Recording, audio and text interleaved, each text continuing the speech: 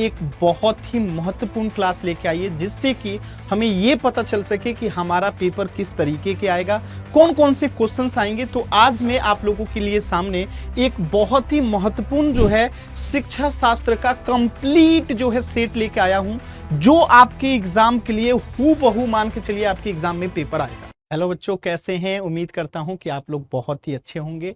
तो आप लोगों ने अलग अलग मेरे छोटे छोटे क्लासेस में आप लोगों ने लगातार कमेंट किया था कि सर शिक्षा शास्त्र पे एक बहुत ही महत्वपूर्ण क्लास लेके आइए, जिससे कि हमें ये पता चल सके कि हमारा पेपर किस तरीके के आएगा, कौन कौन से क्वेश्चंस आएंगे। तो आज मैं आप लोगों के लिए सामने एक बहुत ही महत्वपूर्ण जो है शिक्षा शास्त्र का कंप्लीट जो है सेट लेके आया हूं, जो आपके एग्जाम के लिए हूबहू मान के चलिए आपके एग्जाम में पेपर आएगा।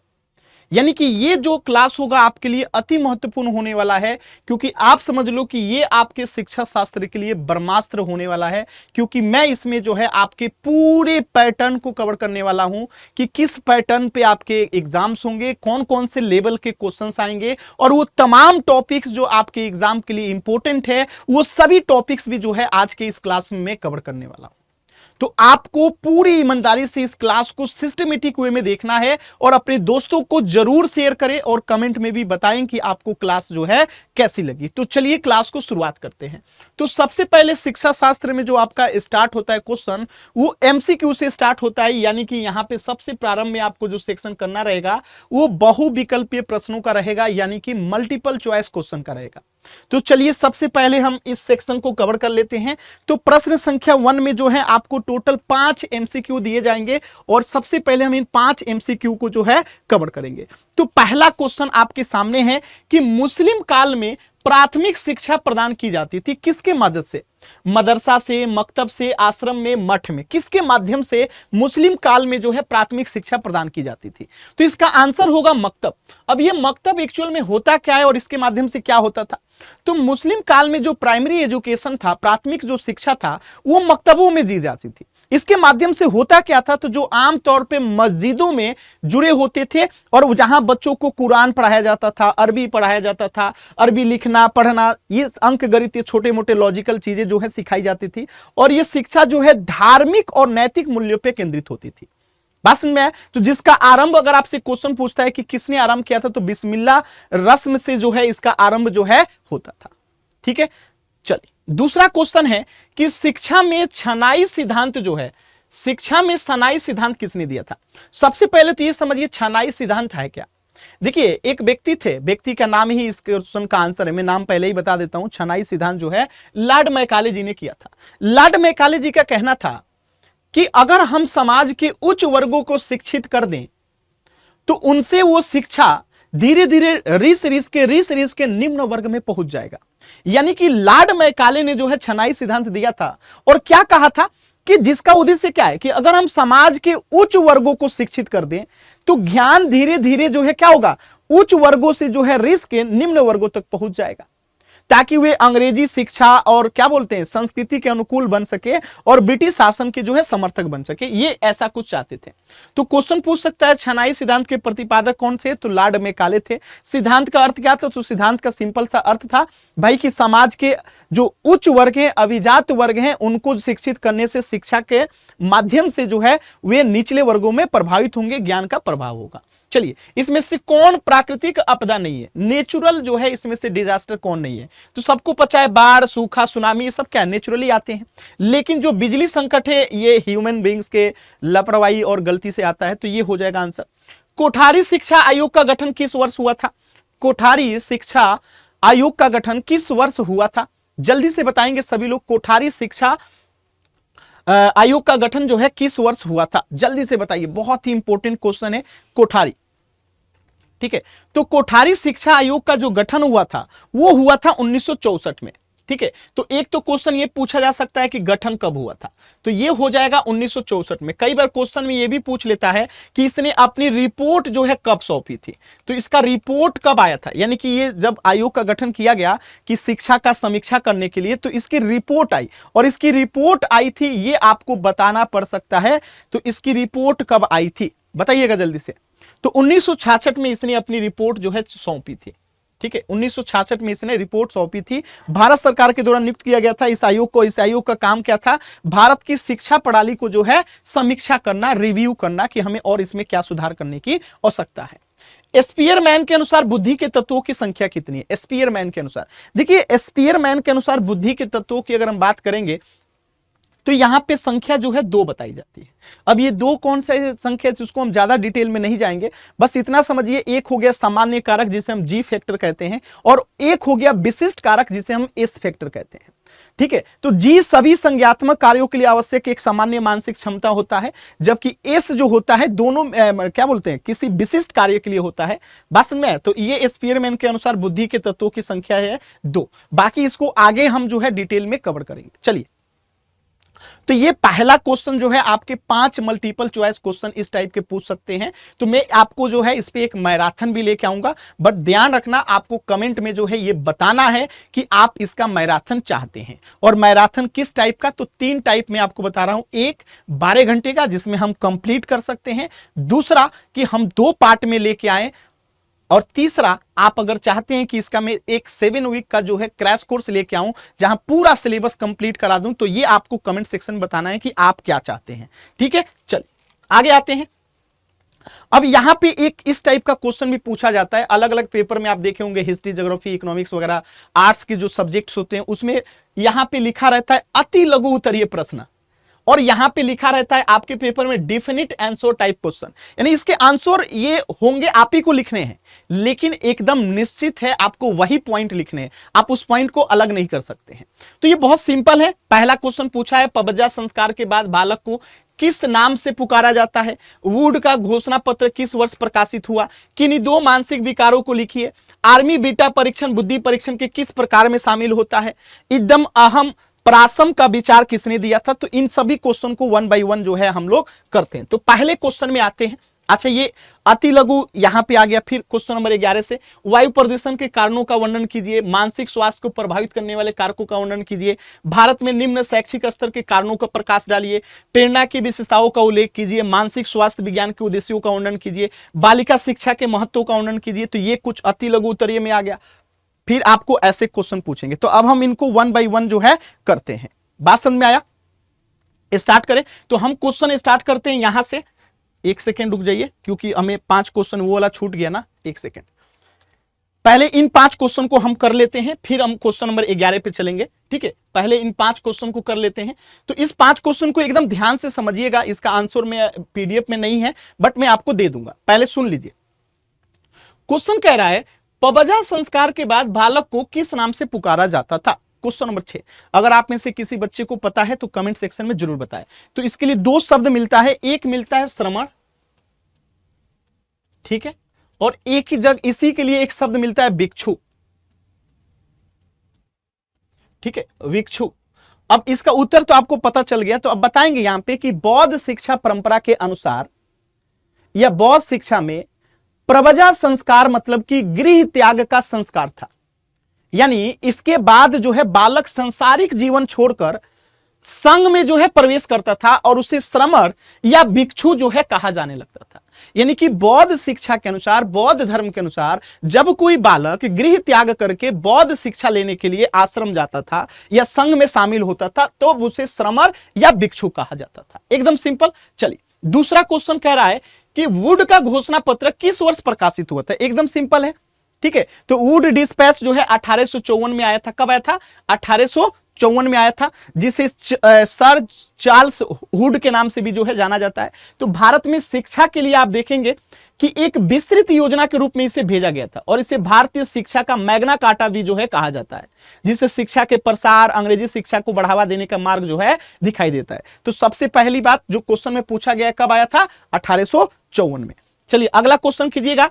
किन्हीं 2 मानसिक विकारों को, विकार मतलब समस्या होता है, विकार मतलब क्या होता है? डिसऑर्डर्स, यानी परेशानी, समस्या। तो कोई 2 मानसिक विकार बताना है। अब इसका उत्तर तो अलग अलग हो सकता है।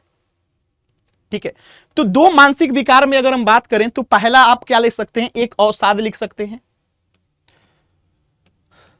अब ये अवसाद क्या होता है? ठीक है, एक हम सिजरोफेनिया लिख लेंगे। सिजरोफेनिया, दोनों को मैं बताता हूं। सिजरोफेनिया, सिजरोफेनिया अब ये होते क्या है, ठीक है, सिजोफ्रेनिया, ठीक है, ये मैंने यहां पे, ठीक है, सिजोफ्रेनिया, ठीक है, एक हो गया अवसाद और दूसरा हो गया सिजोफ्रेनिया, दोनों को समझिएगा। अवसाद क्या होता है? अवसाद आप लोग सुनोगे आम बोलचाल में इसे डिप्रेशन कहते हैं। अवसाद यानी डिप्रेशन, मानसिक कह रहा है ना, ध्यान से देखिएगा, मानसिक विकार कह रहा है। तो डिप्रेशन क्या है? मानसिक बीमारी है। डिप्रेशन में एक्चुअल में होता क्या है, लोग इसमें लगातार उदास हो जाते हैं, रुचि या खुशी जो है उनकी कम हो जाती है, ऊर्जा जो है इनकी कमी होती है, नींद नहीं लगता है, भूख नहीं लगता है, तो ये सब कहा जाता है कि ये अवसाद में है, डिप्रेशन में है।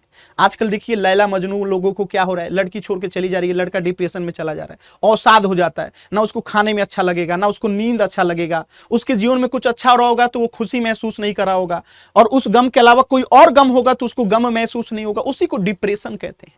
तो आप यहां पे बता देंगे लक्षण क्या है, लगातार उदासी, रुचि या खुशी की कमी, ऊर्जा की कमी, नींद की कमी, भूख में बदलाव, एकाग्रता में कमी, निराश की भावनाएं, ये सब क्या है? अवसाद है। एक आप बता देंगे सिजोफ्रेनिया। सिजोफ्रेनिया क्या होता है, इसके लक्षण क्या हैं? तो विचारों और भावनाओं में गंभीर गड़बड़ी हो जाता है, यानी कि आपको यहां पे भ्रम होने लगता है, डिलोजन, आपको जो है डिलोजन्स होने लगता है, मति भ्रम हो जाता है, जैसे आपको लगेगा कि कुत्ता बोल रहा है, ठीक है, आवाजें सुनाई देने लगेंगी, मानसिक जो है उलझन हो जाएगा, सामाजिक आपको अलगाव हो जाएगा, आप लोगों से मिलना जुलना, पार्टी सार्टी सब बंद कर देंगे। तो ये अच्छी चीज है, लेकिन यहां पे कुछ ज्यादा हो जाता है, यानी आपको यहां पे इल्यूजन होगा, आपको जो है भ्रम होने लगता है। आप किसी व्यक्ति के बारे में सोचने लगोगे ये हमें गाली दे रहा है, आपको कुत्ते की आवाज ऐसी सुनाई देने लगेंगी, तो भ्रम होने लगता है, ठीक है। तो आप यहां पे दो चीज लिख के आगे बढ़ सकते हैं। 9वां है आर्मी बीटा परीक्षण बुद्धि परीक्षण के किस प्रकार में शामिल होता है?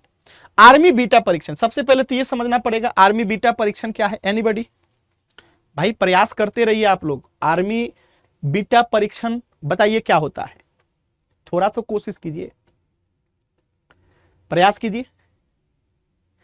आर्मी बीटा परीक्षण, देखिए आर्मी बीटा परीक्षण जो है ना, एक गैर मौखिक समूह परीक्षण है। गैर मौखिक समूह परीक्षण मतलब कि नॉन वर्बल ग्रुप टेस्ट है। अब इसका मतलब क्या हुआ, जिसमें प्रथम में देखेंगे कि विश्व युद्ध के बाद निरक्षर लोग थे, जो यानी अनपढ़ जो थे, निरक्षर और अंग्रेजी ना बोल पाने वाले रंगरूटों के लिए जो है आर्मी बीटा परीक्षण जो है प्रारंभ किया गया था, जिसमें चित्र पूरे करना, या फिर आप ऐसे समझिए भूल भुलैया या प्रतीक संख्या या फिर मिलान करने जैसे कार्य शामिल थे, उनकी बुद्धिमत्ता का मूल्यांकन किया जा सके। यानी कि आप समझिए कि जब विश्व युद्ध हुआ, यानी प्रथम विश्व युद्ध हुआ, तो वे लोग जो पढ़े लिखे नहीं थे, अनपढ़ थे, ठीक है, अंग्रेजी नहीं बोल पाते थे, लेकिन उनको हमें ट्रेंड करना है युद्ध के लिए सैनिक के रूप में, तो यहां पे जो है बीटा परीक्षण जो है प्रारंभ किया गया था। बात में आया? तो लॉजिकल के माध्यम से चित्र पूरा करना, या फिर आप नहीं देखते हो क्रम पूरा करना, जहां पे आपको पढ़ा लिखा होना जरूरी नहीं है, आपका बौद्धिक क्षमता कैसा है, यानी 2 के बाद 4, 4 के बाद 6, 6 के बाद 8 आएगा, इस टाइप की चीजें। बात में आया?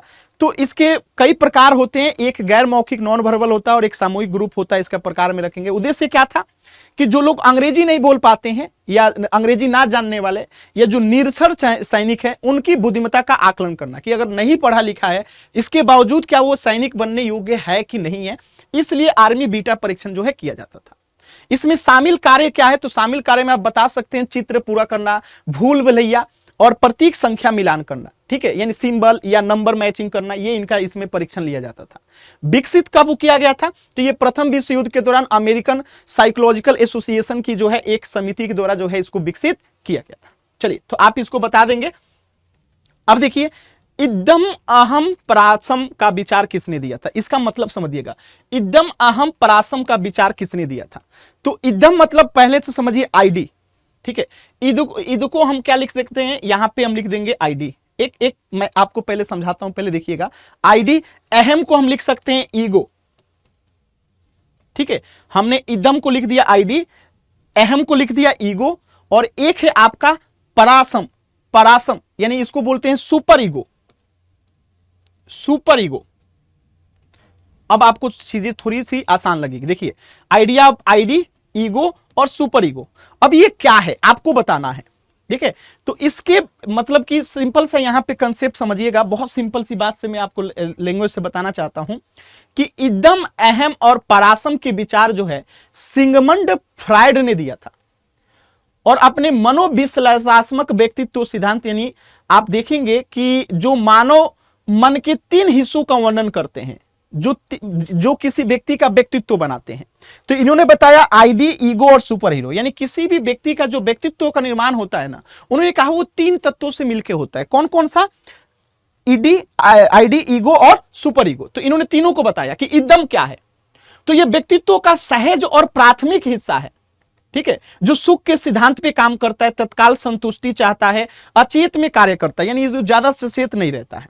ईगो को इन्होंने डिफाइन किया कि यह वास्तविकता के सिद्धांत यानी कि रियलिटी प्रिंसिपल पे काम करता है, जो इदम की इच्छाओं को वास्तविकता के अनुसार पूरा करने का प्रयास करता है। यह अर्धचेतन होता है, यानी इसमें तो चेतना ही नहीं रहती, इसमें अर्धचेतना होती है।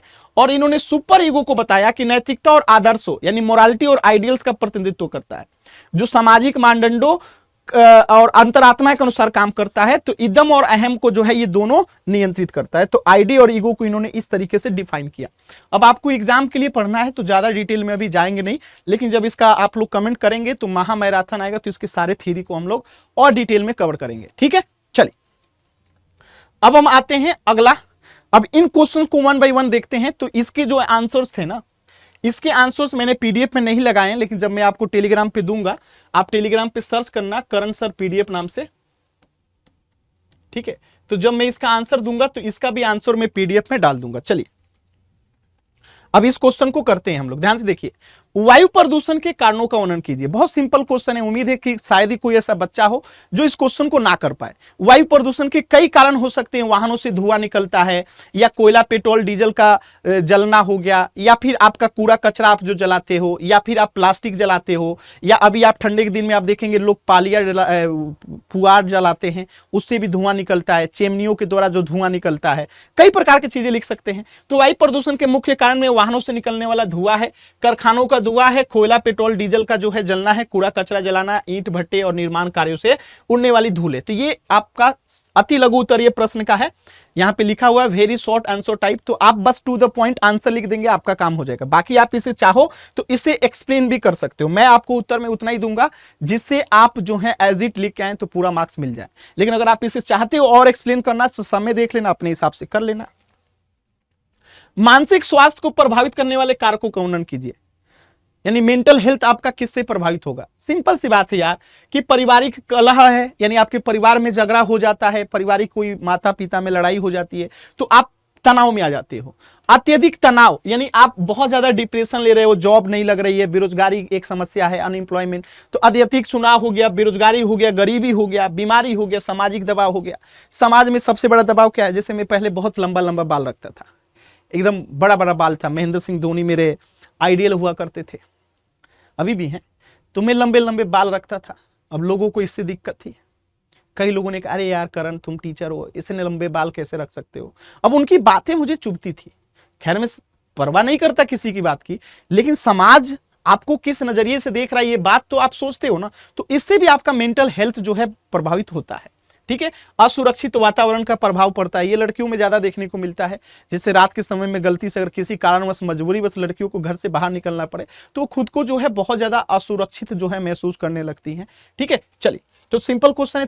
13वां क्वेश्चन देखिए, शैक्षिक स्तर के कारणों पर प्रकाश डालिए। शैक्षिक स्तर, ठीक है, शैक्षिक स्तर यानी कि शैक्षिक स्तर के कितने वो हो सकते हैं, क्या बोलते हैं आप, जैसे कि गरीबी हो गया, अशिक्षा हो गया, ग्रामीण क्षेत्रों में विद्यालयों की कमी हो गई, या फिर योग्य शिक्षकों का अभाव हो गया, या कुछ बच्चों को जो है माने काम करते हुए पढ़ाई करना पड़ता है, शिक्षा के प्रति जागरूकता की कमी हो गया। तो ये शैक्षिक स्तर को जो है क्या करता है, प्रभावित करता है। तो भारत में निम्न शैक्षिक स्तर यानी कि लोग यहाँ पे कम पढ़ाई में इंटरेस्ट लेते हैं या पढ़ाई की गुणवत्ता अच्छी नहीं है, तो इसके पीछे कारण क्या है। निम्न शैक्षिक स्तर यानी लोगों का कम पढ़ा लिखा होना या अच्छी क्वालिटी का एजुकेशन नहीं होना। कुछ लोग ग्रेजुएट हैं लेकिन ग्रेजुएट जैसी कोई बुद्धि ही नहीं है, उसके कारण बताने हैं। तो इसके पीछे यही कारण है कि यहाँ पे गरीबी है, लोगों को ढंग का शिक्षा नहीं मिलता। अगर स्कूल मिल गया तो ढंग का टीचर नहीं मिलता, अगर टीचर मिल गया तो फिर उस लेवल का ही नहीं पढ़ाएगा जिस लेवल की आपको आवश्यकता है। स्कूल के साथ आप देखेंगे बच्चों के साथ गाय बकरी भी पढ़ते हुए आपको दिख जाएंगी, ठीक है। तो ये कई प्रकार की चीजें जो है समस्या आपको निम्न शिक्षा का मिल जाएगा। चलिए सिंपल है। प्रेरणा की विशेषताओं का उल्लेख कीजिए। प्रेरणा क्या होता है? मोटिवेशन बाबू। तो प्रेरणा व्यक्ति के भीतर से उत्पन्न होती है, यह व्यक्ति के व्यवहार को दिशा देती है, लक्ष्य प्राप्त करने के लिए प्रेरित करती है और निरंतर चलने वाली जो है प्रक्रिया है। बस में जैसे कि मान लेते हैं कि मुझे एक सक्सेसफुल बिजनेसमैन बनना है, तो ये मेरा टारगेट है। अब मुझे सक्सेसफुल बिजनेसमैन बनने के लिए मुझे मोटिवेशन तो चाहिए ना। वो मोटिवेशन ही क्या है? प्रेरणा है। तो यानी व्यक्ति के भीतर से उत्पन्न होने वाली वो ऊर्जा जो व्यक्ति के व्यवहार को दिशा देती है कि भैया देखो, तुम्हें बिजनेसमैन बनना है, तुम्हें इस तरीके से सोचना चाहिए, तुम्हें ये कार्य करना चाहिए। तो जो कुछ भी जो आपको उस लक्ष्य को प्राप्त करने में सहायता करती है, प्रेरित करती है, मोटिवेट करती है, वो सब प्रेरणा को जो है डिफाइन कर देगी। तो ये निरंतर चलते रहता है। और एक महान व्यक्ति थे जिनका मैं बहुत रिस्पेक्ट करता हूं, आप लोगों को मैं स्टेटमेंट बताता हूं, आप लोग खुद ही जो है उनको समझ जाएंगे मैं किन की बात कर रहा हूं। तो एक व्यक्ति थे, उन्होंने कहा था कि कुछ बच्चे जो हैं, ज्यादातर स्टूडेंट क्या सोचते हैं, वो परिणाम की चिंता करते हैं, वो रिजल्ट के पीछे भागते हैं कि मैं आईएएस की तैयारी कर रहा हूं, अगर नहीं हुआ तो क्या होगा, मैं पीसीएस की तैयारी कर रहा हूं, नहीं हुआ तो क्या होगा, चाहे मेरा बोर्ड एग्जाम है, मैं 95 लाना चाहता हूं, 95 नहीं आया तो क्या होगा। देखिए, कभी भी परिणाम के पीछे नहीं भागिए। आप जो प्रोसेस करते हो ना, जो चीजें उसके लिए तैयारी करते हो, जिस प्रक्रिया से आप गुजरते हो उस रिजल्ट के दिन तक, तो उस प्रक्रिया को एंजॉय कीजिए। आप अगर प्रक्रिया को एंजॉय करते हुए काम करोगे ना, फल की चिंता छोड़ दो। श्री कृष्ण ने गीता में कहा है, कर्म करो, फल की चिंता मत करो। तो आप अपने प्रोसेस को एंजॉय कीजिए। If you enjoying the process, result will be, मतलब रिजल्ट आपके फेवर में ही होगा। ठीक है, अंग्रेजी थोड़ी कमजोर है, चलो आगे आते हैं। मानसिक स्वास्थ्य विज्ञान के उद्देश्यों का वर्णन कीजिए। मानसिक स्वास्थ्य समझ रहे हैं आप लोग? मानसिक स्वास्थ्य विज्ञान के उद्देश्यों का जो है, तो मानसिक स्वास्थ्य विज्ञान का उद्देश्य क्या हो सकता है कि व्यक्ति का मानसिक संतुलन बनाए रखना, तनाव कम रखना, अच्छे समायोजन की क्षमता विकसित करना, या मानसिक रोगों से बचाव करना। यानी कि आप ऐसे समझो कि आपको जो है किसी प्रकार का डिप्रेशन नहीं है, तनाव नहीं है। आप जो है सभी काम, जैसे मेरे पास 4 क्लासेस है, मैं चारों क्लास को जो है सेम ऊर्जा से पढ़ाऊं, यानी कि मेरा मेंटल हेल्थ ठीक है। नहीं तो ऐसा होता है कि पहले क्लास में गया बहुत ऊर्जावान हूं, दूसरे क्लास में कम, तीसरे में कम और चौथे में एकदम डाबाडोल हो गया। यानी कि मेंटल हेल्थ मेरा ठीक नहीं है, मैं समायोजन नहीं कर पा रहा हूं। तो अच्छे मानसिक स्वास्थ्य विज्ञान का उद्देश्य व्यक्ति का मानसिक संतुलन बनाए रखना है, तनाव कम रखना है, अच्छे समायोजन की क्षमता विकसित करना है और मानसिक रोगों से जो है बचाव करना है। ठीक है, चलिए फास्ट करते हैं बाबू। क्वेश्चन नंबर 16 देखिएगा, बालिका शिक्षा के महत्व का वर्णन कीजिए। बालिका शिक्षा, अब ये भी कोई पूछने वाली बात है। मुझे नहीं लगता कि शायद ही कोई ऐसा व्यक्ति हो जो इस प्रश्न का उत्तर ना कर पाए कि अगर हम लड़कियों को पढ़ाते हैं तो उसके महत्व क्या है। तो कहा जाता है हमारे बिहार में कि अगर हमने एक घर की लड़की अगर पढ़ ली तो समझ लीजिए तो वंश की जो भी अब पीढ़ी होगी ना, वो शिक्षित होगी। और एक क्वेश्चन भी पूछा जाता है कि क्या महिलाओं को पढ़ा देने से वंश का शिक्षित होना संभव है, और उसका आंसर होता है हाँ। कि अगर जैसे मान लेते हैं आपके घर में 2 हैं लोग, एक माता और एक पिता और 2 भाई और 2 बहन, ये सदस्य हैं 6 लोग। अगर आपकी माता जी पढ़ी है ना, तो गारंटेड है कि ये चारों बच्चे आपके शिक्षित होंगे। लेकिन अगर आपके पिताजी पढ़े हैं, माता जी अनपढ़ हैं, तो ये चारों बच्चे शिक्षित होंगे जरूरी नहीं है। तो महिलाओं की शिक्षा इतनी इंपॉर्टेंस है, इसको लिखेंगे कैसे देखिए। तो बालिका शिक्षा से महिलाओं में आत्मविश्वास बढ़ता है, इनको कॉन्फिडेंस मिलता है और परिवार स्वास्थ्य बनता है। ठीक है, समाज का विकास होता है। परिवार स्वास्थ्य का मतलब क्या हुआ, आप देखे होंगे गांव में क्या है ना, एक बहुत बड़ी समस्या देखने को मिलती है, बेटे की आकांक्षा। एक पहली बेटी हुई, फिर बेटे की आकांक्षा में दूसरी बेटी हुई, फिर बेटे की आकांक्षा में तीसरी बेटी हुई, चौथी बेटी हुई। तो क्या है, उसका परिवार स्वास्थ्य नहीं है, पारिवारिक स्वास्थ्य नहीं। पारिवारिक स्वास्थ्य का मतलब हेल्थ से नहीं है, मेंटल हेल्थ से है कि भैया बस हम 2 हमारे 2 बस। तो ये पढ़ी लिखी महिलाएं रहेंगी तब तो इस चीज को समझेंगी कि बेटी की आकांक्षा के चक्कर में वो 4-5 बच्चे जो पैदा हो जाते हैं वो नहीं होंगे। तो यहां पे मुद्दा एकदम सिंपल सा है कि अगर एक महिला पढ़ लिख लेती है तो वो समझ जाती है कि लड़का और लड़की में कोई फर्क ही नहीं है। बात समझ में आया? और देश की जो है आर्थिक सामाजिक प्रगति जो है संभव होती है। अब आप सोचिए, भारत में जो है कार्यशील जो जनसंख्या है उसमें पुरुषों की संख्या 80% से ज्यादा है। अगर हमारी भारत की लगभग अब 140 करोड़ जनसंख्या है, इसमें 70 करोड़ तो महिलाएं हैं ना। अब 70 करोड़ में से 10 से 12% ही महिलाएं जो हैं वर्किंग हैं। जबकि पुरुष जो है 50 से 40% है, 40 से 50% है। तो महिलाओं में बहुत सारी कमियां हैं, मतलब कि इनकी जनसंख्या कम है वर्किंग में। तो अगर महिलाओं की जनसंख्या वर्किंग हो जाएगी तो इससे हमारे देश की जीडीपी भी तो डबल हो सकती है, सोचिए। ठीक है, चलिए।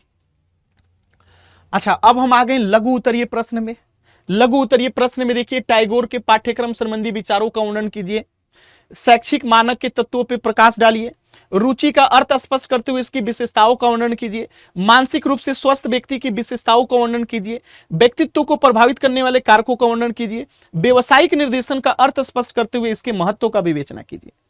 ठीक है, तो ये इस तरीके से जो है आपके 5 क्वेश्चन, इतने 1 2 3 4 5 6 क्वेश्चन आपके जो है लघु उत्तरीय प्रश्न के रूप में आएगा।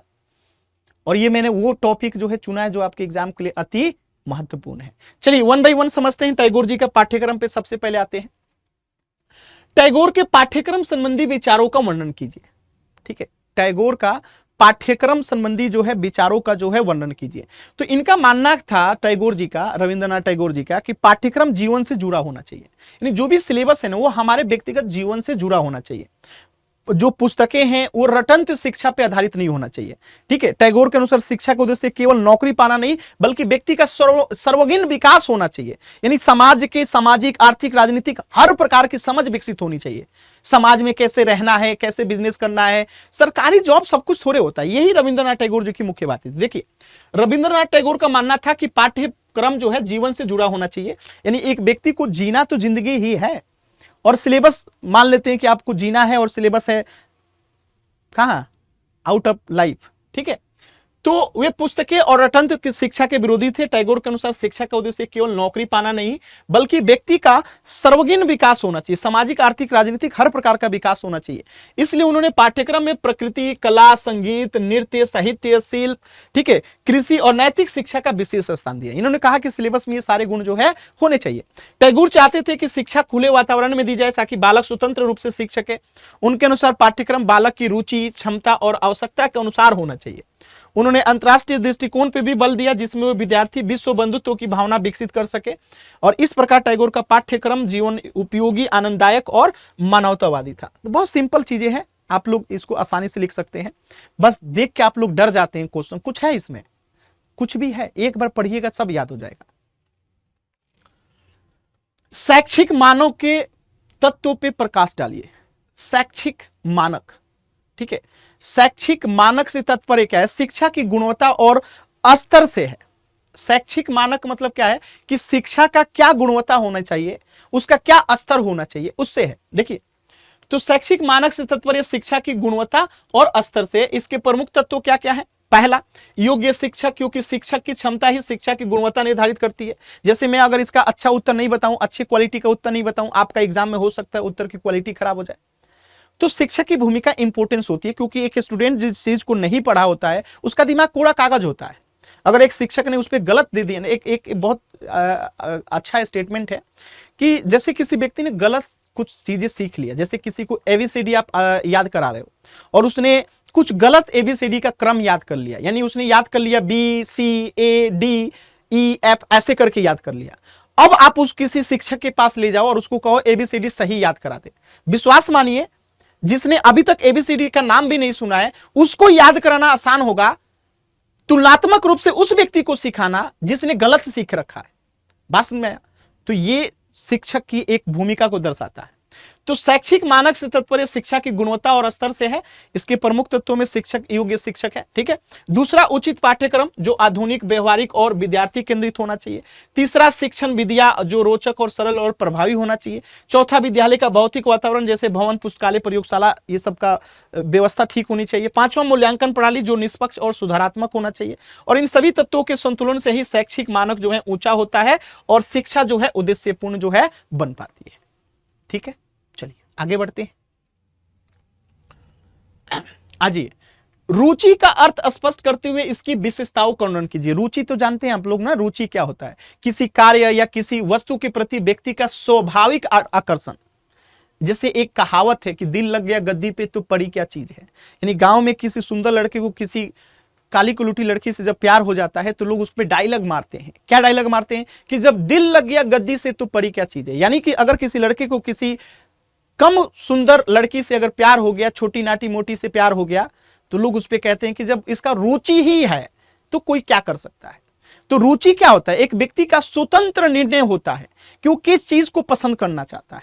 बस में जैसे आप अफ्रीका में जाएंगे तो वहां पे सुंदरता का एक अलग ही पैराग्राफ क्या है, डिमांड है, ठीक है। तो रुचि का अर्थ क्या है? किसी कार्य या विषय वस्तु के प्रति व्यक्ति का स्वाभाविक आकर्षण, यानी आप किस चीज से आकर्षित होते हो। अब मैं अपना पसंद तो नहीं बताऊंगा, बट समझ लीजिए मैं बताना चाहता हूं। जैसे मुझे किसी के रंग से फर्क नहीं पड़ता, किसी के बहुत ज्यादा पढ़े लिखे होने से मुझे फर्क नहीं पड़ता, किसी के मतलब कि क्या बोलते हैं, क्या ही कहूं, बस इतना समझ जाओ कि आपकी पसंद जो है बाकी लोगों से अलग हो सकती है। कुछ लोगों को जो है आईएएस बनना बहुत अच्छा लगता है, मुझे नहीं लगता। कुछ लोगों को जो है टीचर बनना बहुत अच्छा लगता है, मुझे भी लगता है। तो ये हो सकता है, ठीक है। किसी कार्य को आनंद और उत्साह के साथ करता है तो कहा जाता है कि उसमें उस कार्य के प्रति जो है उसे क्या है, रुचि है, इंटरेस्ट है। तो रुचि की कुछ विशेषताएं होती है, ये व्यक्तिगत होती है, अर्थात हर व्यक्ति की रुचि अलग होती है। रुचि परिवर्तनशील होती है, समय और अनुभव के साथ बदल सकती है। जैसे किसी व्यक्ति की रुचि शादी के पहले जैसा है, क्या जरूरी है कि वैसा ही रहेगा? जैसे आज मेरा कमरा जाके देखिए, मतलब जो जैसे जहां जरूरत होता है हम लोग फेंक देते हैं, फिर शाम को जाएंगे थोड़ा सा अरेंज करेंगे, फिर सुबह ऑफिस आने के समय जल्दी जल्दी में सब फिर वैसे तितर बितर। लेकिन शादी के बाद देखिए सब बदल जाता है, ठीक है। तो ये होता है चीजें। मेरी शादी नहीं हुई है इसका ये मतलब नहीं है, बट मैं जानता हूं, ठीक है। ये प्रेरणा से जुड़ी होती है क्योंकि रुचि व्यक्ति को कार्य करने के लिए प्रेरित करती रहती है, मोटिवेट करती रहती है, और रुचि सीखने को सरल और प्रभावी बनाती है। तो शिक्षा में रुचि का विशेष महत्व क्योंकि रुचिपूर्ण अध्ययन से सीखना अस्थायी हो जाता है। अब जैसे आप ऐसे समझिए ना, कुछ बच्चों का रुचि जो है मैथ विषय में ज्यादा होता है, किसी का एजुकेशन में होता है, किसी का हिस्ट्री में होता है, किसी का ज्योग्राफी में होता है। तो कुछ बच्चों से आप सुनते होंगे कि मुझे मैथ समझ में आता है, हिस्ट्री ज्योग्राफी याद ही नहीं होता है। कुछ बच्चे कहते हैं मैथ समझ में नहीं आता है, हिस्ट्री ज्योग्राफी सब आसानी से समझ में आता है। क्यों? क्योंकि आप उसमें इंटरेस्ट लेते जाते हो। आप जिस सब्जेक्ट को ज्यादा समय दोगे ना, वो समय के साथ वो आपका रुचिकर हो जाएगा, और जिसको कम दोगे वो भागते रहोगे। चलिए, मानसिक रूप से स्वस्थ व्यक्ति की विशेषताओं का वर्णन कीजिए।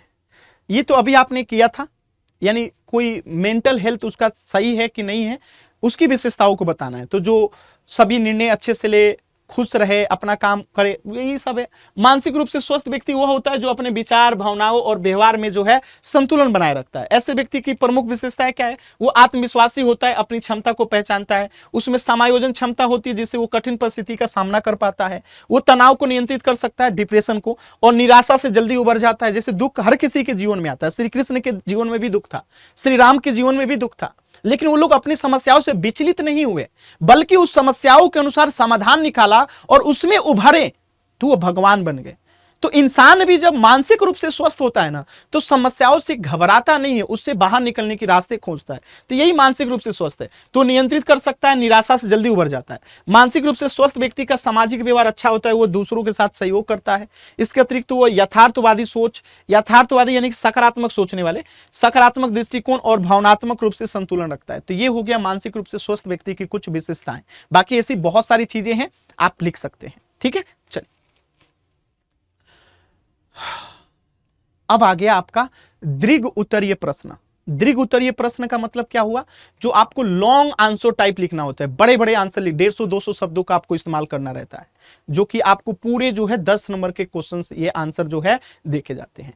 तो इसमें पहला क्वेश्चन है, व्यक्तित्व को प्रभावित करने वाले कारकों का वर्णन कीजिए। व्यक्तित्व यानी कि पर्सनालिटी, यानी कि आप एक कैसे इंसान बनेंगे, इसके पीछे आप ही सोच के देखिए कितने कारण हो सकते हैं। आप सोच के देखिए व्यक्तित्व को प्रभावित करने वाला। तो पहला, आप देखे होंगे कि किसी के पिताजी अगर बहुत तेज तरार रहते हैं तो उसका बच्चा भी तेज तरार होता है, यानी कि जेनेटिक्स एक कारण बनता है जो आपके व्यक्तित्व को प्रभावित करता है, ठीक है। तो व्यक्तित्व व्यक्ति को सोचने, महसूस करने या व्यवहार करने के तरीके को दर्शाता है कि आप किस तरीके से किसी विषय पे सोचते हो, किस तरीके से जो है व्यवहार करते हो, रिएक्ट करते हो, किस तरीके से चलते हो, आपके रंग रूप कैसा है, आपका बाल कैसा है, ये सब पर्सनालिटी का हिस्सा होता है। तो व्यक्तित्व को आखिर कौन प्रभावित करेगा? पहला, आनुवांशिकता, जेनेटिक्स, यानी कि जिससे व्यक्ति की शारीरिक बनावट, यानी कि हमारे माता पिता जो हैं उसके हिसाब से हम कम सुंदर दिखेंगे, काले होंगे, गोरे होंगे, आंख भूरी होगी कि काली होगी, बाल कम होंगे कि ज्यादा होंगे, ये सब किससे डिसाइड हो रहा है? आनुवंशिकता से। और ये क्या है? पर्सनालिटी को डिसाइड कर रहा है। तो पहला हो गया आनुवंशिकता। दूसरा हो गया पर्यावरण, जैसे परिवार, विद्यालय, समाज से हम सीखते हैं, उसका प्रभाव पड़ता है हमारे व्यक्तित्व पे। हम छोटे स्कूल से पढ़ेंगे, हिंदी मीडियम से पढ़ेंगे तो हमारे अंदर हिंदी का ज्यादा विकास होगा। हम इंग्लिश मीडियम से पढ़ेंगे, बड़े शहर से पढ़ेंगे, हमारे अंदर उसके हिसाब से विकास होगा। फिर एक्सपीरियंस होता है, ठीक है। तो ये सारी चीजें यहां पे आपको लिखना रहेगा। देखिए, व्यक्तित्व व्यक्ति के सोचने, महसूस करने और व्यवहार करने के तरीके को दर्शाता है।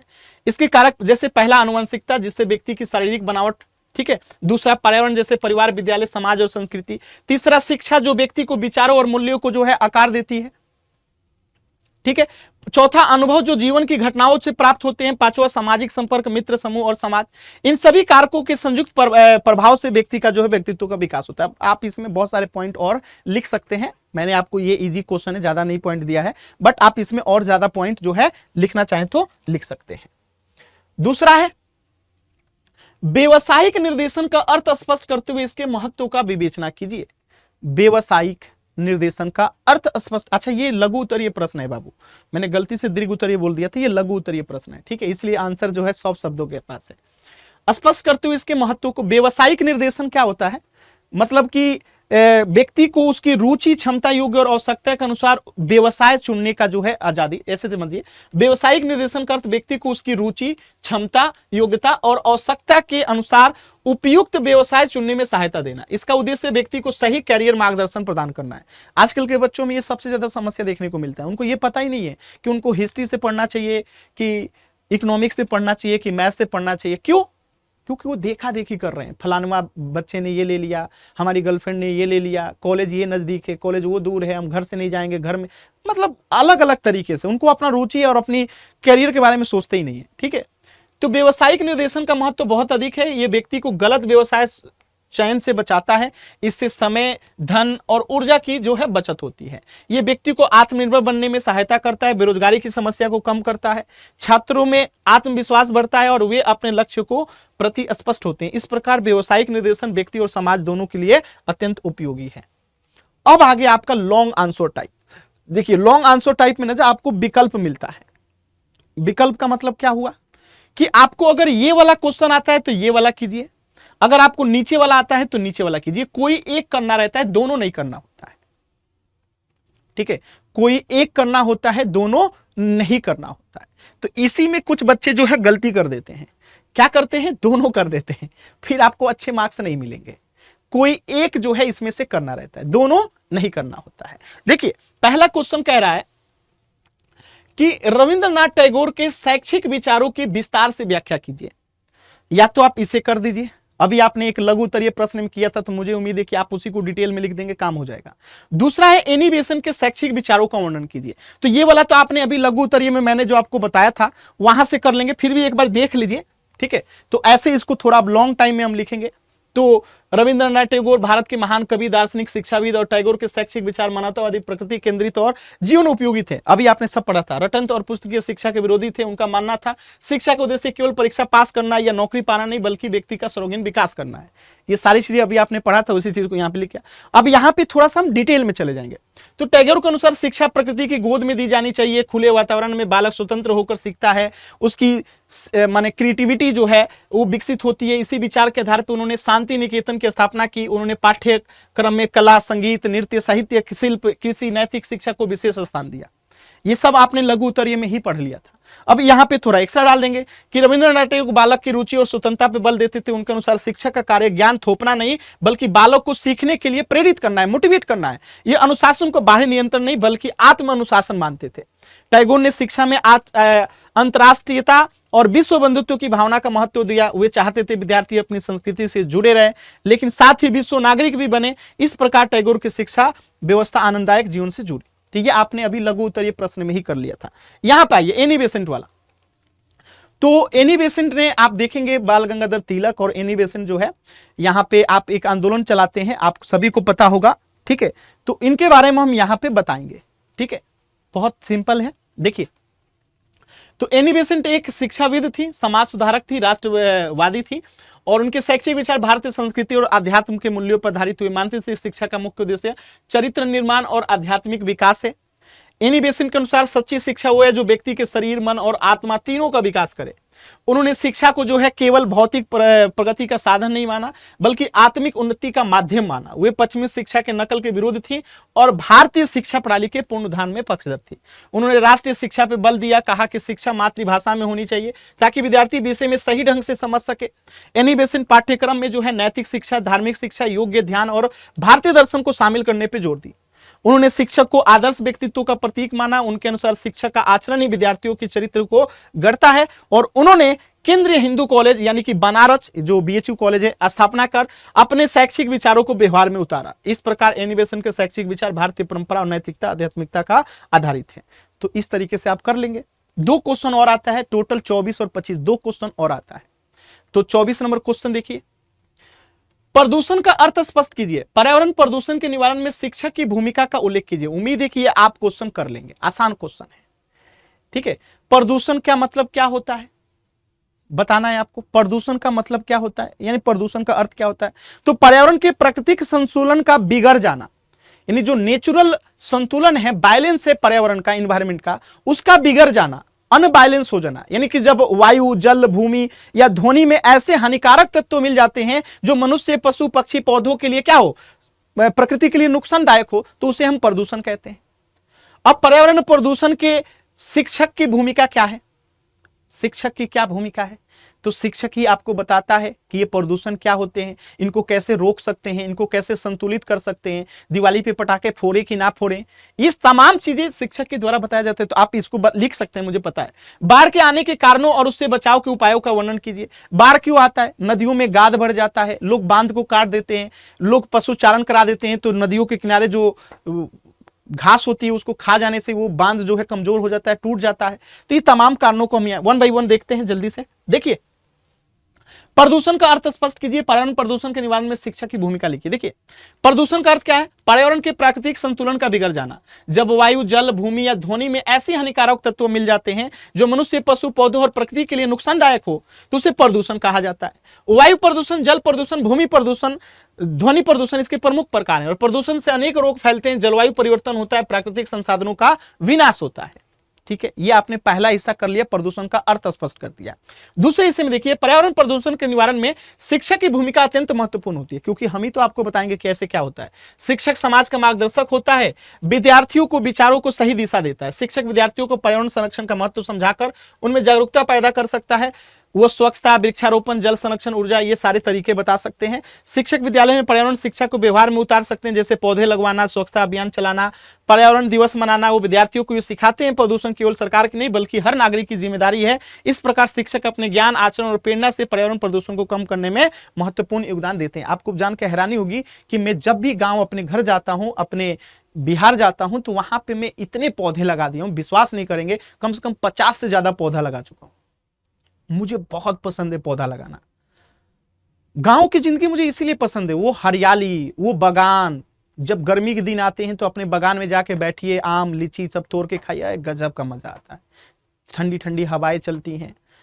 तो पर्यावरण के प्रति सजग रहिए, ठीक है, मजा आता है। बाकी दूसरा क्वेश्चन तो और आसान था, पहला तो आसान था, दूसरा तो और आसान था। बाढ़ आने के कारणों और उससे बचाव। तो बाढ़ एक प्राकृतिक आपदा है जिसमें अत्यधिक जल भराव के कारण जनजीवन अस्त व्यस्त हो जाता है।